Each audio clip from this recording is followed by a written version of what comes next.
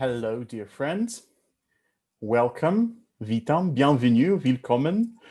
Welcome to our session today, which we called Accelerating Changemaker in Higher Education, Reaching Millions of Young Adults. My name is Misha Czerniak. I am the head of the Journey to Changemaker certificate program at Ashoka, Poland. And I'm very honored to welcome our wonderful speakers today. Let's start alphabetically. Agata Stafi-Bartosik. She's a fellow, Ashoka Fellow since 2001. She currently leads the Ashoka Polish office. Agata has co-authored the method of the Journey to Changemaker certificate, transformational process for higher education programs. And last but not least, she is herself a teacher running classes on social innovation and changemaking at several Polish universities. Welcome, Agata. Bita Ansari, hi Bita, is the Chief Operating Officer at Ashoka U. In this role, Bita leads Ashoka U's strategic planning, staffing, budgeting, and organizational design. In addition to her responsibilities as COO, Bita also serves as director of the Ashoku Exchange, a global convening for social entrepreneurship education, and director of the Ashoku Connect, an online learning platform that supports university leaders to advance social innovation offerings on their campus. Unfortunately, due to unexpected circumstances, our next guest, François Tadei, is unable to join us today, but his work and his organization will be represented by his close collaborator, Gaël Mangui. Welcome, Gaël. As a scientist and entrepreneur, Gaël has successfully worked in neurosciences, development and evolution of the brain, digital infrastructures for knowledge, interdisciplinary approaches to sustainable development, learning organizations, and the evolution of learning systems. At the Center for Research and Interdisciplinarity, CRI, the organization founded by François Tadei, Gaël is exploring radical collective problem-solving approaches to take care of oneself, others, and the planet, notably through the Learning Planet initiative. And last but not least, Marcin Jacobi, Rector's Representative for International Relations at the SUPPS, University of Social Sciences and Humanities in Poland. Welcome, Marcin. Marcin has been working at SWPS since 2017, responsible for international development, including change-making and cooperation with Ashoka. He coordinated the very first Ashoka J2CC, Journey to Changemaking certificate process in Poland at the SWPS Department of Management. He's a sinologist, head of the Department of Asian Studies. Welcome, Marcin. And our today's session is coordinated by Luca Solazin, my colleague from Ashoka Italy, whom some of you may have already seen at quite a few sessions of this wonderful summit, especially the ones focusing on young change makers. Now, before we head into the main part of the discussion, I would like all of us to take part in a short exercise. I hope you already know very well the way to the Mentimeter, to the site which is called www.menti.com. Luca is pasting the link to our small survey in the chat box. And there's just one very simple question waiting for you there. How change-making was your higher education experience on the scale from 1 to 10? Did your university years stimulate you as a change maker? Or did you have to fight the system to become a change maker yourself, the one you are now and today? So we are very interested in your responses. The same question will be then asked to the panelists, but first let us gather the feeling of the room. What is our average? Luca, can you share the live screen, please?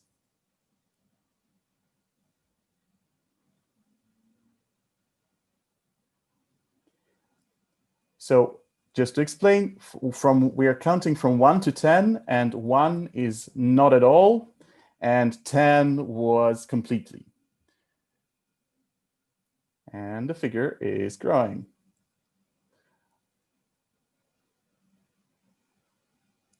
Interesting. Yes, and we are very, very much interested in your responses because we also know that you're coming from a variety of backgrounds from different continents, different countries, different also probably the time periods when you studied. So things have evolved probably to the better or to the worse. So we are really interested to see how we feel as our small community today. Let us give ourselves a few more minutes, a few more seconds. 6. 6 something, very close to, how do you call it, golden section, right, in English, this golden proportion, somewhere there. I think it's an interesting result showing us that there is already a good basis that we can work on, but there's also quite a lot of work to be done by us, and a huge opportunity that we can address. Luca, we will return to that screen a little bit later to see if the results have changed through the responses of some more of you.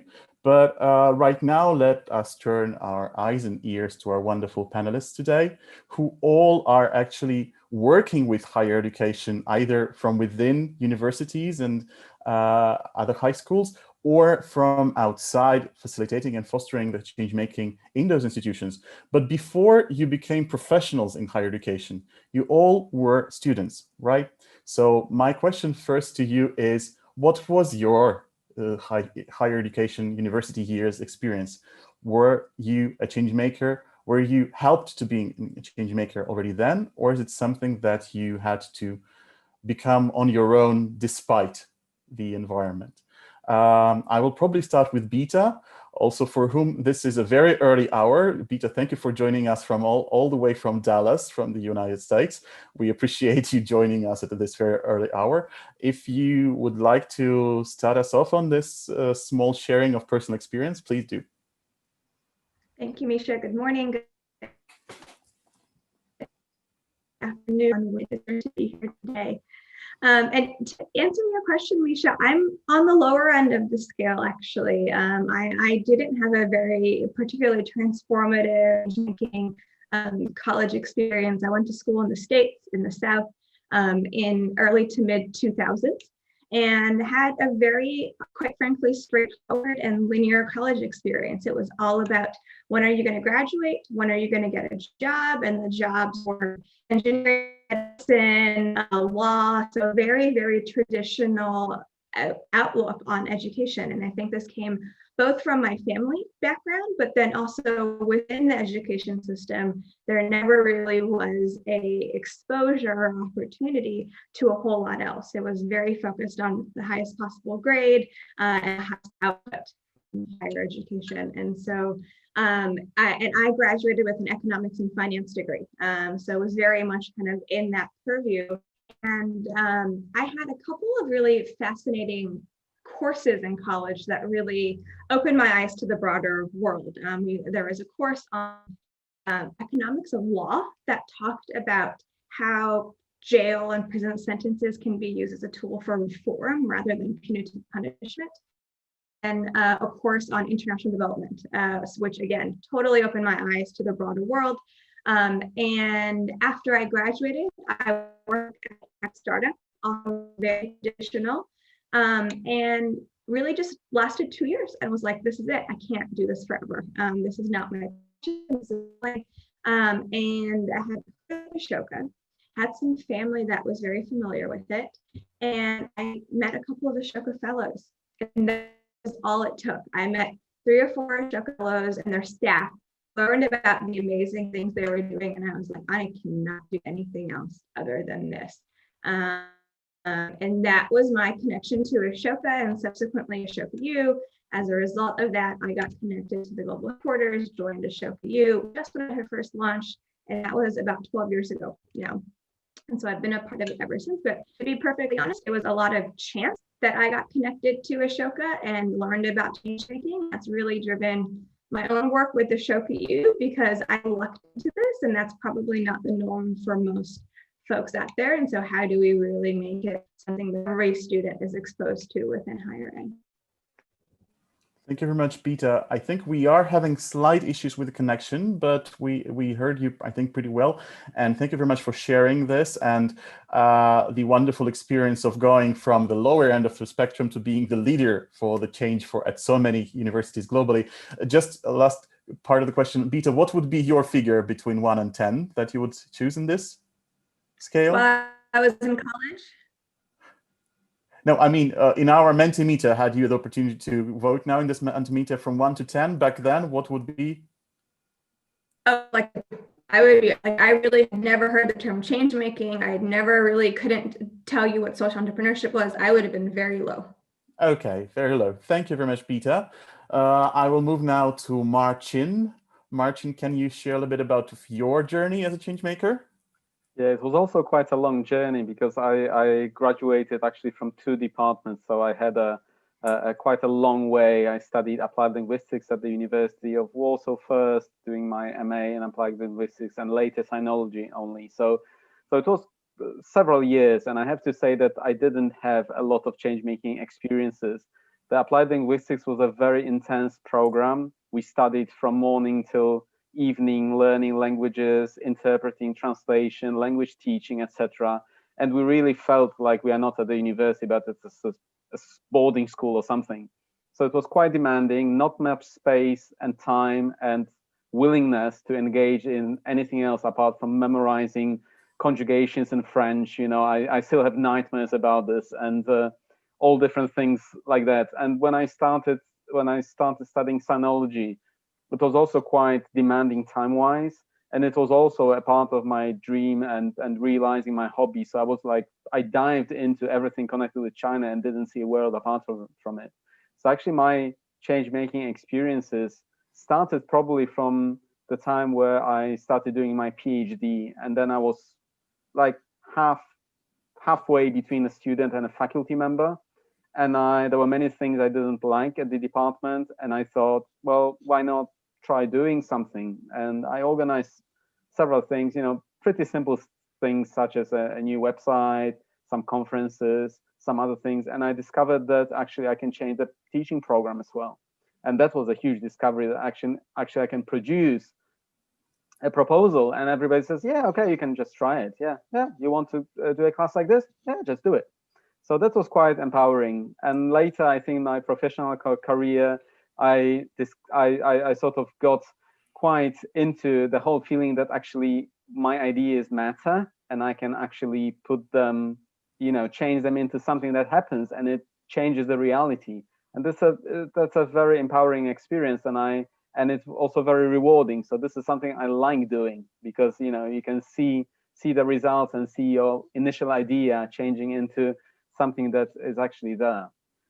So I also, probably, Misha, you will also ask me about the voting. I would also like beta, probably to be something around 2 or 3, quite low.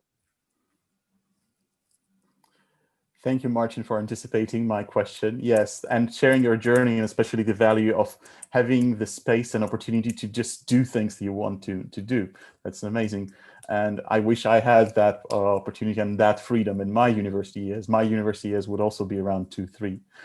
Gael, can you share with us? Oh, yes, thank you, Luca.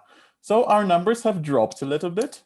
We are now slightly over, so it's a 5.5, which is something predictable, I would say. But if you see also the small hill, so I think the highest number of people voted for 6, probably. That's what this figure is showing us, which is like saying something like it's okay. It's not something we had to struggle, you know, with all our might and fighting the system, but it's still, there's a lot of space for improvement. Thank you, Luca. Gael, I'm turning to you. What is your number on that scale, and what was your experience? I'm afraid it's going to be very low as well, because I mean I had the privilege to enter a very prestigious university in France called the École Normale Supérieure, and for me that was an amazing experience. But it was not at all about change making. It was about research, but in all kind of different disciplines. And for me, after a very complex and challenging fight with schools, that was for me the entering Wonderland, where I could tap into so many different brains with so many wisdom and knowledge. That was absolutely incredible. And so I mean, that was this has been an important experience for me, because I think since then I have this. I have this idea. I have those feelings related to the fact that we need to work collectively as mixing all disciplines. So what is called interdisciplinarity right now, which is very much on the agenda, but which is something very obvious from very ancient time, that there is no knowledge doesn't present itself in silos or in disciplines or in labs. It is something which is much vaster. And because we have so many problems that are extraordinarily complex, intricate, interconnected, and we are facing so many of them right now, the need for this interdisciplinarity is more important than ever. And the reason why I'm saying this is that the two things that I really got from my stay at the university was one, this bounty of interdisciplinary links, and the fact that we would learn from one another as a learning collective. We would barely go to teacher classes. Some of them because they were like gods, because they knew everything, but others would just don't go to schools because we would learn from one another. And that second thing, this learning community, is also something which is, I think, fundamental. And then came Google. And Google suddenly became the entry point for everything. And I don't know, for those of you that remember that time, but it was like, you don't have to go to the university or find friends, etc. You have Google, and you have chats, and you have forums, and suddenly you can tap into something. So I think for about 20 years now, I think the similar idea is that if we restructure knowledge, access to knowledge, research, teaching, learning, we can do things that we would not be able to do before. And that has been the key, my key companions for years. And for the anecdotes, 15 years ago, I met François Teddy, who was exactly along the same lines, and this is where we got connected, and we stayed together since then in various offices. And so 5 years ago, I joined CRE to work with him on different things. But I think that this alignment between how do we help people how do we empower them is through getting access to the right people, the right peers, getting access to the right mentors, getting access to the right knowledge, and IT should leverage that. And unfortunately, we know how this is a promise which is very difficult to deliver, because it provides a lot of opportunities, but also a lot of problems and issues. And so that relationship between how do you create groups that want to learn and solve together, and how IT can help that, and how mentors can help that. I think that's the core of the value proposition of CRE and what we're working on. And I got all those ingredients from very early on, but I didn't know. And so I became a change maker very late after research, but I think the ingredients were already there. Thank you very much, and already tapping into my next question, but I will still hold something more for you as a next question. But thank you also very much for talking about the new structures and the learning collective and the horizontal dimension of education, which is also something I remember I missed in my years. And I think a lot of us putting the low scores in this scale could also remember that. Agata, will you break the trend? Will you say something positive about your school years? I mean, in terms of at least the mark, or not, or we will stay as one cohort. Please. Well, if I were to, give some kind of a score for those years, I would say that my changemaker experience was very high. But was it driven by my educational experience? Well, in a way, I mean, it just made me feel that things are wrong and I have to change them. So yes, it actually did stimulate me to do something. My experience was, so I changed schools quite often. I couldn't find a place where I would really feel I was okay. And because I didn't have this pressure of my family that I have to finish, I have to graduate. So, I was able to jump from one faculty to another. And when I was 9, I saw a movie called E.T. I'm sure you all know it. And I decided I wanted to be a film director. And I was absolutely determined to become a film director. So my first school where I wanted to go was a film school in Poland, in the city of Łódź, which is the best film school in Poland, actually home of many great film directors. And I really wanted to go there, and I failed. I was on this kind of a backup list. I was 3rd on a backup list. And somebody told me like, oh, you have asthma, and they actually will, if you give them the papers that you have asthma, they have to admit you into the school. And I felt like, no, I'm not going to this school because they will have pity on me. But the first signal that I got was that somehow this was a barrier on my way to my dreams, and that higher education institution just judged and decided that I couldn't fulfill this dream. That was my first impression. And then I went to study in France, and I studied in Lyon. It was a really wonderful place, but the feeling that I got there was the university campus in Lyon is kind of outside of the city. And like every one of you probably, I had this wonderful professor, this great teacher, who would teach, she would teach us the history of theater, and she would take us, basically we would go to theater all the time. So we'd see Rob Wilson, we'd see Pina Bausch, lots of really great, creators. And that was my second reflection, like, why is there an inside and an outside? Like you go to a university and there is an inside and an outside, and it's more fun outside. So how, like, what can you do to really make those two realities kind of connect or feed each other? So that was my second reflection. And then I came back to Poland, and I launched my foundation, which was the Foundation of Social Communication. And I kind of very quickly became an expert in public service advertising and social marketing, because it was a new thing in Poland.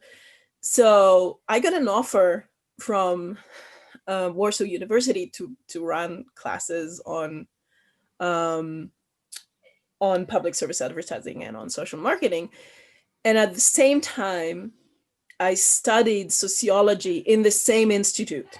So it was this crazy schizophrenic experience of being a teacher and a student at the same time, which actually made me realize that this whole thing was so theatrical. It was like that when I came as a teacher, I was important, people would respect me, I could set the rules. And when I came as a student, I was not important. I was supposed to be grateful that teachers had time to talk to me, et cetera, et cetera. So this actually also, I think this goes to what you said, Gael, about the learning community. There was something that I didn't feel at all. And being in those two roles, I felt how ridiculous it was. Like, it's still me, guys. And I'm here to share the know-how. I'm here to learn from you. I'm here to give you what I have, but also get what you have and what you want to give to me. So I think those three experiences were very formative to me. So the first one of how to make higher education a way to fulfill your dreams and not to get a message that you cannot do that. Second thing was how to connect this whole higher education system to all the other systems outside that need to be connected. And the third one was how to make it less about roles, prestige, hierarchical thing, but to have a learning community that can really empower each other. Thank you very much, Agata, for sharing a little bit how one makes an Ashoka Fellow, how one becomes an Ashoka Fellow, and what are the formative experiences. Thank you very much. But I would like to also remind all of our participants on a swap card that you can ask your question to our panelists, having in mind their different angles and different experiences and perspectives. We will have a special space to address those questions. Right now, having all had this glimpse, this panoramic view of different experiences in different countries and settings, I would like to move to your experience of what you do now in order to make the higher education time for new generations of students as closer to that 10 mark as possible in terms of making them change makers in our world where everyone has an opportunity to become a change maker. I would probably start with Beta again, if you'd like to Sure. jump on. Thank you. Sure. Thank you, Misha. So as Misha mentioned, I am COO of Ashoka U. That is Ashoka's higher education initiative. We partner with colleges and universities from all around the world to bring change-making education to campus. And we do this in a variety of ways. One is we offer a designation that's similar to Ashoka Fellows, like Agata. We recognize the top institutions that have done this work in a really high quality way. We do this to A, recognize, B, disseminate and validate, and then 3, to really support the structures necessary for this to happen. So Ashoka U believes that in order for social innovation to take hold, it must be embedded into how the university is set up, where the money comes from, who is hired, and what leadership looks like. And so we really come in with Changemaker Campus and say, we want to talk to your university president to ensure that at the top level, this is a commitment that is baked into the values and ethics of who you are as an institution. Once we found that once you have that top level, everyone then really wants to do it. Faculty jump on board, all doors all of a sudden open, there's budget dollars. And so we have been able to really leverage that designation as a way to get a seat at the table with those top positions of power on campus. We also offer something called the Ashoku Exchange, which is the exact opposite in terms of strategy and approach. So if Changemaker Campus is very exclusive, we only select a few. The exchange is big and broad and open. It is an annual conference. We want everybody there. If you're a student, if you're faculty, if you're a president, if you're the only one at your institution doing this, if you think you might do this, but you don't know where to start, the exchange is the home for you. It's a place where we bring everybody together to build relationships, to share resources, and to provide a support group, because we've also learned that this work is really hard. There is a high rate of burnout. Folks often feel very alone when they are doing this work. And really what we try to do at the exchange is create a community of, I'm not the only crazy person on campus who is doing this. Where are my other people who think the way I do, who want to change institutions the way I do? And so that's our goal with the exchange. And then most recently, we just launched something called Ashoka U Connect. And this is something we moved forward with after the pandemic, after lockdown and quarantine, really as a way to connect virtually. It's 100% online. It is Slack channels, it is newsletters, it is just curated, completely online, light touch connections to keep those relationships going, to keep the knowledge share alive within our community until we can all come back together in person. And there's a lot that we do in between all of these, but really the goal of Ashoka U is to transform institutions for social innovation, but recognize that we can only do that if we partner with the people that make up those institutions. Thank you very much, Bita. Can you share a little bit of inspiring examples how this has inspired wider change around those universities that are there in the Ashoka U network? Yes, definitely. I think there's a few that come to mind. One around just the importance and value of storytelling. How do we talk about this? Who are we talking to when we say change making and social innovation? There's a couple of examples I can share. One around digital storytelling. This is out of Glasgow Caledonian University and a campus in the US and also a campus in Canada, who had a really wonderful partnership, and they created a digital toolkit, which I'm also happy to share after. But they were saying, we want to push out what we're talking about, but we don't want to do it in like, this is the curriculum you need, this is the course module you need. They said, I want to highlight change makers in my community and on my campus.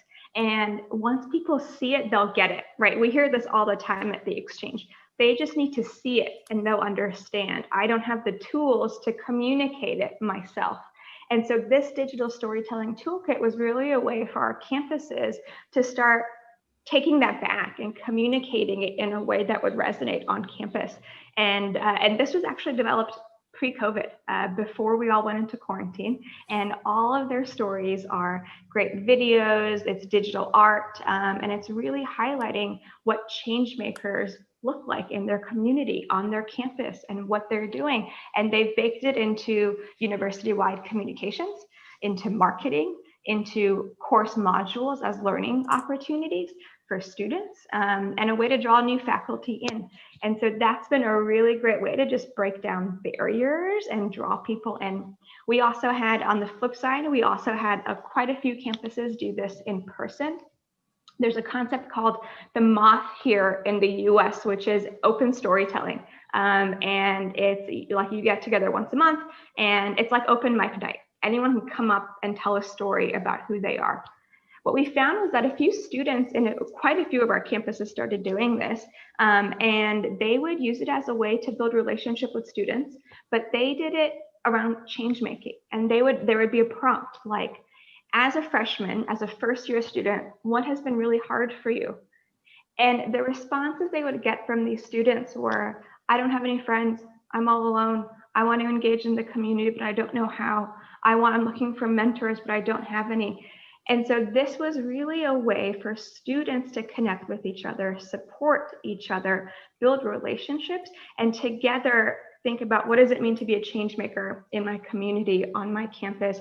Who should I reach out to? How do I engage? And it's a model that was started out of Fordham University in the US, but it's actually been replicated across a variety of campuses around the world that we've seen. And it's, again, just really simple storytelling, giving somebody the floor and a chance to share what their own personal experiences have been. I think that a couple of other things I'll share around specific disciplines. And so this was something that Ashoka, you did with the Exchange, which was our annual conference. We realized after a few years that we're seeing the same people over and over again, which is great. We love those people, they're our friends, but we had, a lot of the liberal arts coming in. We had a lot of the business schools coming in. And so we flipped it. We reached out to the law school. We reached out to the engineering school. We reached out to the computer science folks. And we said, do you want to come? Do you want to engage? Do you want to learn? And guess what the response was that we got? Folks said, this is amazing. We've felt ignored this whole time. Nobody bothered to come talk to us. We would love to come. We are change makers. We want to engage. Nobody even thought about us. And so I think that's the other key lesson that we've seen on our campuses is this doesn't happen in typical spots. Agatha, your story about theater and who is in versus who is out is exactly this. Of the entire university, every discipline, every department has the ability to be change makers and innovators. They use different language. They just are waiting for an invitation. And so I would really ask all of us to reach out to the folks that are the unusual suspects that aren't necessarily at the table on day one and engage them. Thank you very much, Peter. There's so much thing that I was taking down as notes now. And I think some of them also resonated with the plans that Marcin might share around the process that has been happening at SWPS in Poland in the process. Marcin, will you tell us more about the change-making journey of SWPS and what has been already done and what you plan to do as well? Yeah, of course. Well, actually, I would maybe prefer to just concentrate on the change that is happening, maybe more bottom up rather than things orchestrated by myself or the leadership of the university. It's a really fascinating time for our university now. And actually, it seems, it might sound really strange, but it's mostly because of COVID. We have, we rocketed into the future with a speed that is unprecedented as far as everything previously happening at the university is concerned. We are not too big of an institution. We are a private university that is maybe a little bit easier to institute change than big public universities like the University of Warsaw I graduated from. But what happened with COVID was that both at the student level and at the faculty level, there was a huge feeling of empowerment because there was a huge stress and crisis management at the beginning in March, where we had the lockdown. We had to move the whole education online, and we did it in 2 weeks. And we did it because of the involvement of all the faculty, but also students. And from the student side, something which is a big change is the student unions. If you know the system in Poland, student unions are required by law to be installed at every university, and there is financing, and very often they're not very active as student institutions change making from within. But this changed at our institution because the student union got involved in sort of crisis management of the COVID. And since then, since March, they have regular meetings with the rector and vice rector for education, and they actually learned to demand and to show what are the problems. And they say like, look, rector, we need to change this, okay? And the rector goes, okay, let's do it. Or the rector goes like, I don't know if this idea would work with students. Can you tell me what the students think? So the student union goes to all the departments, all the different. We have 5 campuses in 5 cities, so we are not too big, but it's a small network. So they actually tell us what they think might work, might not, and they give us their own ideas. And this has been a really enriching experience, both for the students, because they feel that they are now positioned in a place where they can actually institute change, and also for us, because we have feedback from the students, we have direct contact with them, we involve them in the ideas that are happening at the university. So it's not the leadership saying, okay, let's do this, and we do it without asking people. It's actually something that we work on together. From the faculty side, a huge change was that we now shifted the whole idea of changing things within the institution into working in small work groups. So we basically said goodbye to the traditional structure, and we actually involve, and this is also a big change for our university, we involve faculty and administrative staff working together in teams on instituting change. And for many of the faculty, this is the first ever situation where they actually work in a team with people from different offices, and they actually learn and start understanding what administrative work at the university is like. And it's also a huge discovery for them, because very often before they just treated people from the different offices like, okay, I have an issue, just solve it for me, and that's it. So now they work as teams, they get to know one another, and they work together on solutions. So now we have a team on online teaching support, composed also of the faculty. We have online teaching quality team. We have a team enhancing university communication. We have a team working on new forms of online education, things that, we don't subcontract any companies. We don't, just work from within the structure. We do it as a sort of ad hoc groups working on solutions and proposing these solutions to the university. And because of this, we, like Dita said, some people that were change makers, but we didn't know about them, we just, reaching out and inviting these people. There is one great example of a guy, a professor of psychology at one of the campuses, not in the central campus in Warsaw. And he started teaching other faculty members how to use some tools of online education. So we thought, like, wow, this guy is great. Maybe we will invite him to do something else. And we asked him, would you be willing to work on enhancing online education, in a more systemic way? And he said, like, well, okay, I do some teaching, I do some research, but okay, I can do it. So now he's actually the head of a newly formed online education quality office or team, and and it's becoming a huge thing at the university. So it's a new role for him. It's a completely new person as a change maker in the institution, and such people are popping up everywhere now. So we have, I have been getting to know completely new faculty members who are actually willing to engage. So it's been a great time, and I'm very curious what everything will look like in a year's or 2 years time, because the pace of change is absolutely huge.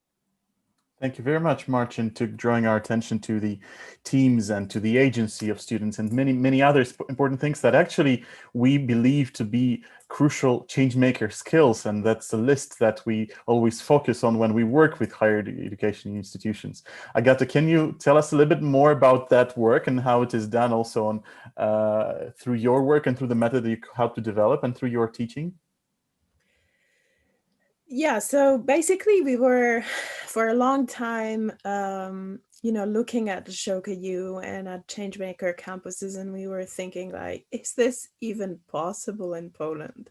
Like, how can you have such an open and cooperating campus, and then we started talking to our other European friends, and it appeared that many universities were, as a whole, they were not ready to become changemaker campuses. But at the same time, as you said, Beta, they are always those lonely intrapreneurs. So people who are inside the organization, and they do feel lonely because they don't know that actually there is at least one in every institution. And I would bet that there are many more, but obviously they are not connected. They don't know about each other. So for a couple of years, when I started to lead the Ashoka Poland office, they were contacting us and they were telling us, look, they have this great, Ashoka U things. Could we have that in Poland as well? And I was always asking them, like, but do you think that your whole faculty could go through this? I mean, you can always go to, the open experiences like the Changemaking Exchange, but no, that's not possible. We maybe a program, maybe something. And then we started thinking, okay, so maybe if we have those people, we could actually help them to at least have one program that fulfills the criteria and is kind of a Trojan horse, that could actually change the organization from within. And what we started working is we started working a lot. So the method of the journey to Changemaker was actually created by many people who are involved in higher education. We consulted it with many official bodies, and it was a long journey to make this, because obviously what we wanted to do was like, let's go there and do something crazy and people are going to love this. but that's not true. Like, people sometimes don't like crazy. Crazy is fun, but not when it touches you. And change is fun, but not when it means that you have to resign, for example, some of your power. And very often, almost every change process is about redefining the power distribution. And I think that's super important. I think that's why change is so difficult, because it means that some people have to let go and others have to step in. And both processes are difficult. Actually, I sometimes working with different programs, I could see that those who should let go, they'd be willing to, but the way they do it doesn't encourage others to step in, right? So the others are not invited to take over. Sometimes it's not credible enough. So they go like, yeah, right.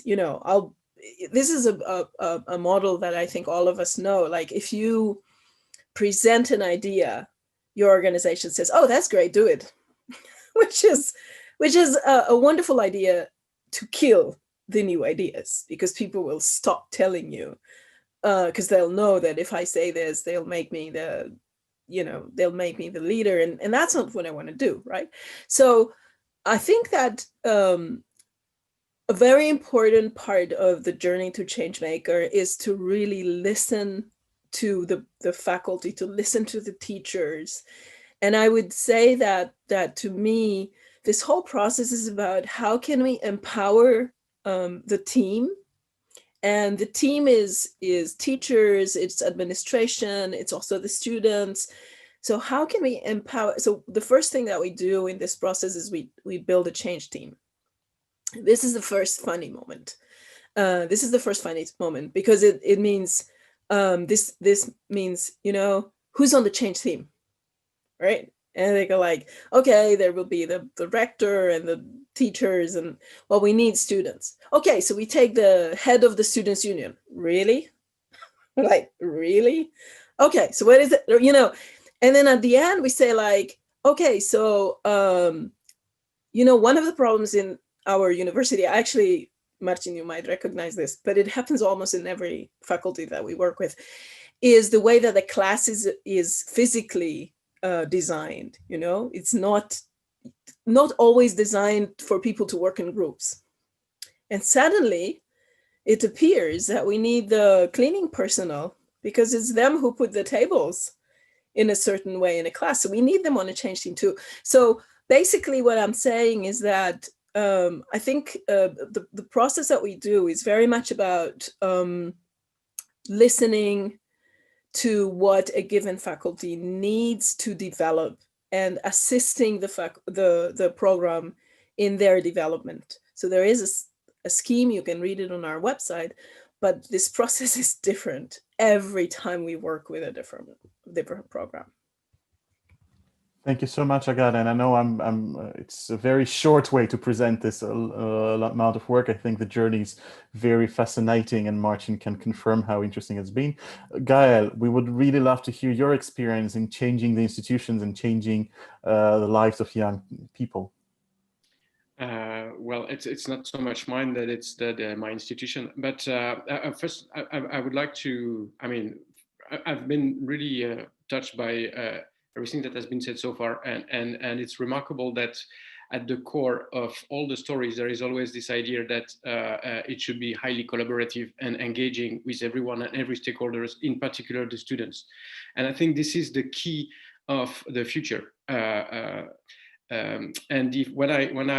when I do the other exercise, and I remember when it was when I was at school, I had to learn essentially by heart without copying on the others, and you should do that alone. And that's things that have been fixed or solved like 200 years ago, if it's not more, right? Which is interesting, but rehearsing the problem of the past alone is not a good way to learn how to solve the problems collectively, right? And so this discrepancy is at the center of everything that we have to redo. And so to come back to your point, what we are doing at CRE for now 15 years is essentially trying to empower students as collective so that they can groups, learning communities, and they create peer-to-peer learning. We provide mentors when need be. We try to follow them in their journey, but it's project-based, and it's about helping them to go deep with their questioning, with their ideas. And in a way, when we had this opportunity to discuss that with Bill Carter at Ashoka, what we are doing is that we are trying to create cypreneur, scientific change makers, if you want, because when you start to collectively try to solve something, inevitably you go a long way, and then you see how can that be applied in society, and why is it this way, and why it couldn't be the other way, etc. And all our diplomas are partly co-designed with students. So it's not only the process that is collectively empowering learning communities, they are co-designed, and everything at CRE is essentially co-designed with students. And now what we do is going beyond the traditional university, because we have programs for dropouts, we have programs for lifelong learning, we have programs for, it goes in all kinds of directions, because someone comes with an idea and say, hey, I would like to do this, and say, wonderful, you can do it, and we're going to help you, which is maybe the second thing which is missing, Agatha, from what I heard. This is a wonderful thing. So let's send the word out, and if you have enough people that are interested, you can create a collective, and we're going to help you try to put that together. So that idea that it could come from the students, and they learn so much when it is their project, and this is when that it is really heartwarming, and it's been really at the center of what we're doing. And so we're doing that at CRE in Paris.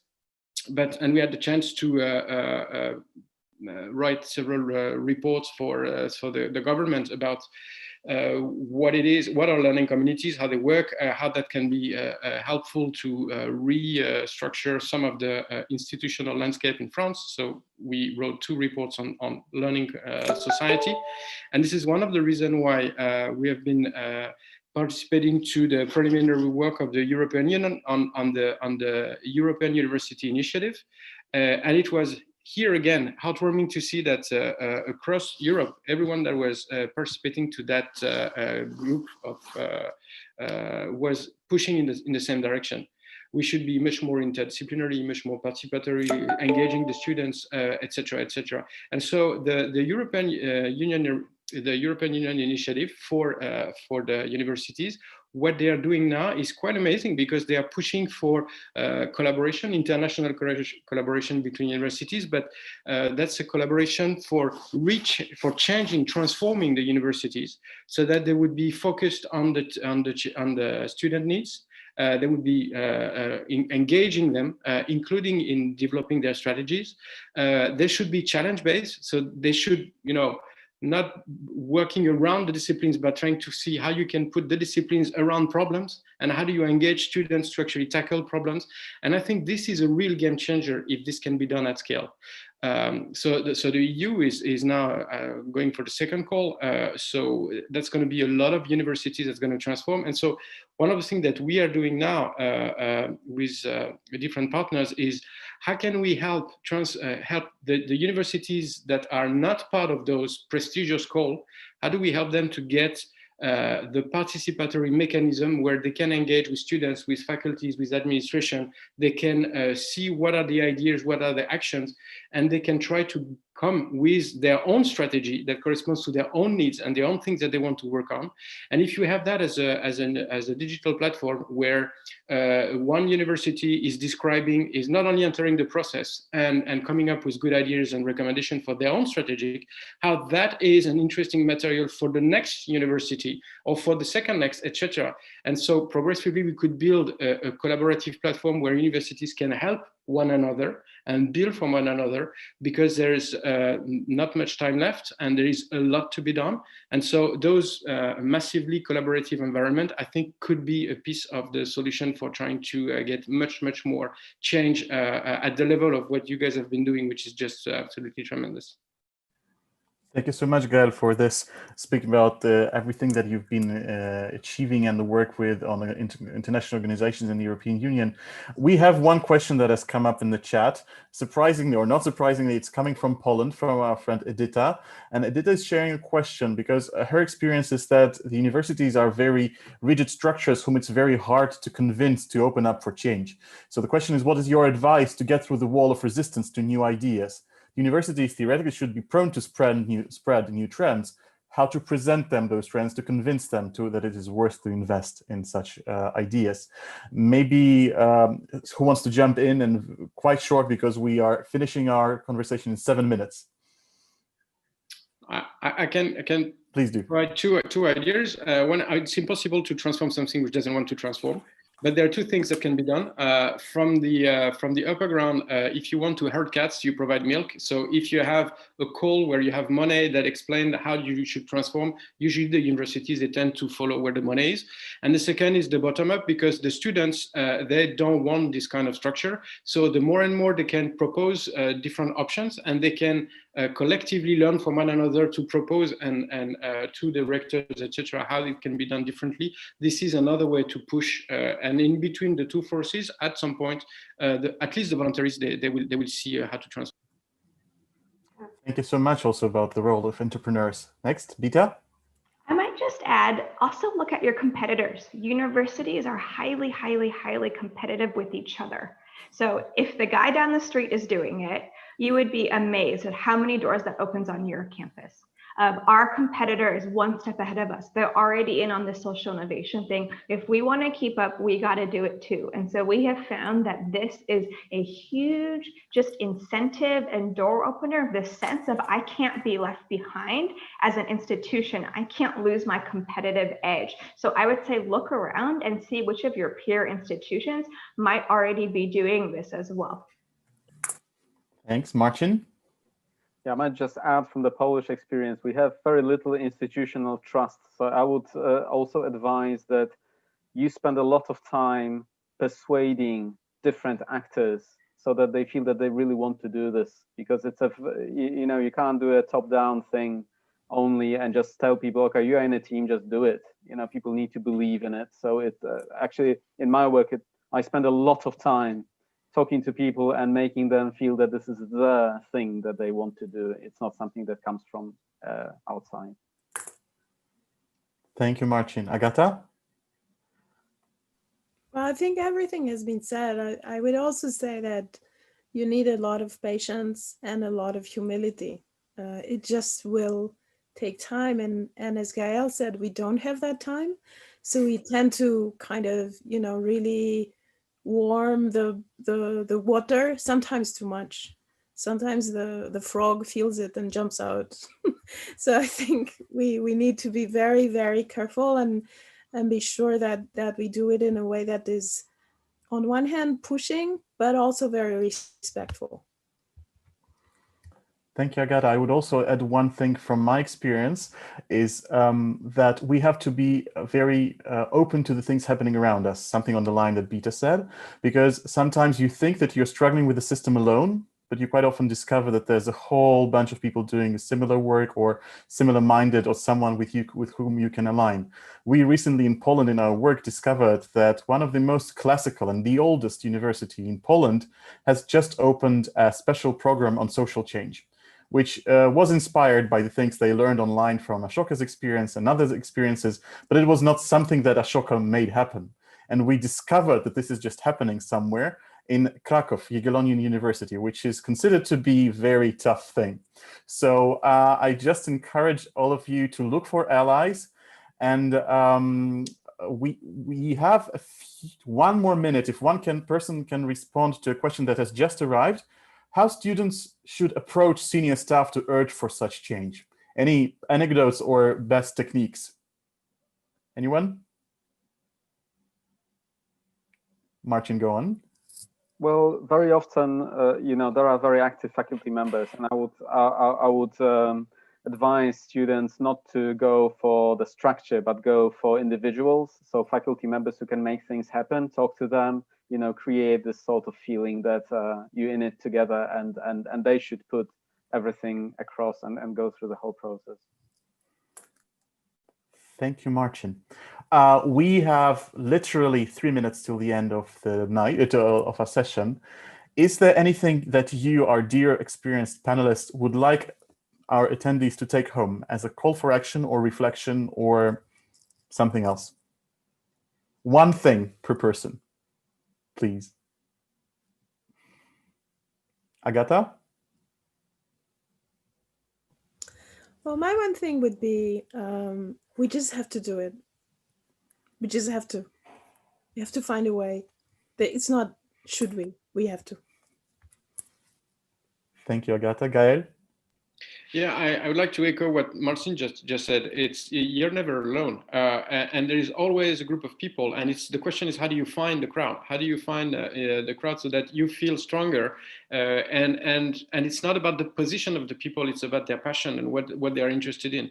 And there's so many faculties that also have kids that have been there for so many years, and they just would be tremendous mentors. So we need a way to recognize who are the good mentors, so that they can, help the groups to actually achieve something. And that's something which doesn't stand out so much in the university. And that's something that is a quick win to work on. Thank you. Marcin? I would maybe say, don't get discouraged when you feel that things don't change. I have spent several years seeing no hope in changing things, and suddenly they just started to, happen. So you just, some of the processes are really complicated, and people need to digest things and need to make them their own. Just need to just work and be patient, and things always can change, and you can move every institution. You just need time, effort, and allies. Thank you, Marcin. Bita? I would say capitalize on the unique moment that we are all in. I think now more than ever, higher education is in a moment of crisis. It is asking itself what and who it is for. And I think really using this as a way to bring in change making and social innovation to say this is the path for the future. The only universities that are going to survive are change making institutions, are social innovation institutions. And I think that you have to tie this to the broader moment that we are all experiencing.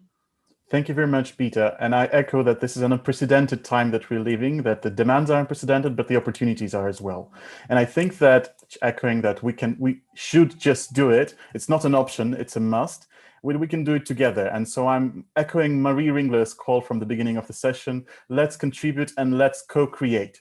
And for that, I'm also inviting you to follow all of the mentioned initiatives, and Luca pasted the links. Attend the exchange in February. Look into the J2CC method that's also posted. And let's just stay connected. You can also use the chat after the end of today's session. Thank you so much for, despite the tempo, for this amazing session. Thank you, Bita, Agata, Marcin, Gael, and Luca. And thank you all for being today with us.